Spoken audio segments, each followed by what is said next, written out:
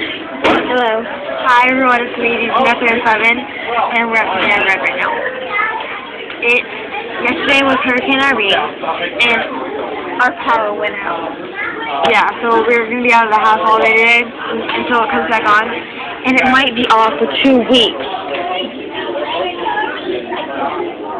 That was sick. As you can tell, she has buttons over 0, 0. And your sister. Yeah, I know. Mustache Nicholas.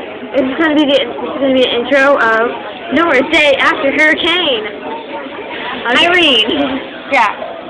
But look, put it on you. I'll put it on you. That looks like.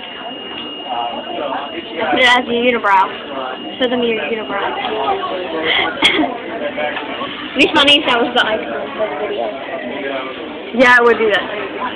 But no, look how long the line is. The front's over there. And we're all the way in the back of the restaurant. No, we're like on the other side of the restaurant. Outside! Yeah, it's really long.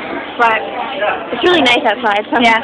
So, okay, so I'll get back to you in the next video, and I'll show you guys what I'm eating. So, bye!